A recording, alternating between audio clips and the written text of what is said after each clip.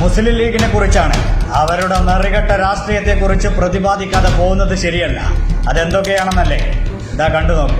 ഒരു യുവാവിനെ കൊല്ലാൻ വേണ്ടി ഇസ്ലാം മത വിശ്വാസിയായ ഒരു സ്ത്രീയെ കൊണ്ട് താൻ നിസ്കാരപ്പായിൽ വെച്ച് ബലാത്സംഗം ചെയ്യപ്പെട്ടു എന്ന് കള്ളം പറയിച്ച പാർട്ടിയാണ് മുസ്ലിം ലീഗ്. രാജ്യത്തെ മതത്തിന്റെ പേരിൽ തമ്മിലടിപ്പിച്ച് മുസ്ലിങ്ങളെ രണ്ടാം കിട പൌരന്മാരാക്കാനുള്ള പൌരത്വ ഭേദഗതി നിയമത്തിന് പിന്തുണച്ചവരുടെ പേരാണ് ലീഗ്.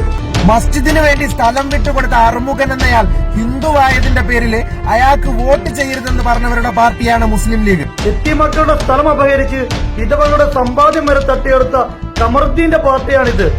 ഗുജറാത്ത് കലാപത്തിൽ നരേന്ദ്രമോദിക്ക് പങ്കില്ലെന്ന് പ്രസംഗിച്ച KM ഷാജിയുടെ പാർട്ടിയാണിത്. റമദാൻ 27 രാവിൽ കുണ്ടൂർ ഉസ്താദിന്റെ മകനെ കുത്തിക്കൊന്നവരുടെ പാർട്ടിയാണ് മുസ്ലിം ലീഗ്. പരിശുദ്ധമായ ഹജ്ജ് കർമ്മത്തിന് കേരളത്തിന് അനുവദിച്ചു കിട്ടിയ കോട്ട വിറ്റ് കാശാക്കിയവരുടെ പാർട്ടിയാണ് ലീഗ്. BJPയുടെ നേതൃത്വത്തിലുള്ള ഫാസിസ്റ്റ് ഭരണകൂടം പാർലമെന്റിൽ മുത്തലാഖ് ബില്ല് പാസാക്കുമ്പോൾ അതിനെതിരെ വോട്ട് ചെയ്യാതെ അവർക്ക് വേണ്ടി മുട്ടടഞ്ഞ പാർട്ടിയുടെ പേരാണ് മുസ്ലിം ലീഗ്. എട്ടിക്കുളം തക്കുവ മസ്ജിദിൽ കുത്തുബ നടത്തിക്കൊണ്ടിരുന്ന ഖത്തീബിനെ ആക്രമിച്ച് ആ കുത്തുബ മുടക്കിയ ആ നമസ്കാരം മുടക്കിയ പാർട്ടിയുടെ പേരാണ് മുസ്ലിം ലീഗ്. മുസ്ലിങ്ങളെ ഉന്മൂലനം ചെയ്യാൻ നടക്കുന്ന RSSന്റെ കൂടെ ചേർന്ന് നാഗപ്പൂർ മുനിസിപ്പാലിറ്റി ഭരിച്ച പാർട്ടിയാണ്. ഓണപ്പറമ്പിലെ പള്ളിയും മദ്രസയും കത്തിച്ച പാർട്ടിയാണ് മുസ്ലിം ലീഗ്.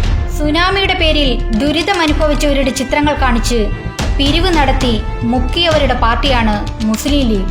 താനൂരിലെ കോർമാൻ കടപ്പുറത്തുള്ള SSF ഓഫീസ് ആക്രമിച്ച് ഖുറാനും കിതാബുകളും തീയിട്ടവരുടെ പാർട്ടി കൂടിയാണ് ലീഗ്. ഓർമ്മയിൽ ഉണ്ടാവണം. മദ്രസ അധ്യാപകനായ അബ്ദുൽ ഖാദറിന്റെ തലയിൽ കമ്പിപ്പാര അടിച്ചു കയറ്റി കൊന്നവരുടെ പാർട്ടിയാണ് ലീഗ്.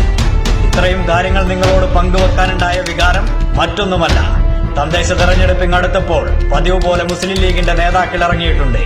കമ്മ്യൂണിസ്റ്റുകാർക്കുള്ള നരകവും മുസ്ലിം ലീഗുകാർക്കുള്ള സ്വർഗവും കൊണ്ട് ഒരൊറ്റ അഭ്യർത്ഥന മാത്രമേ നിങ്ങളോട് പറയാനുള്ളൂ.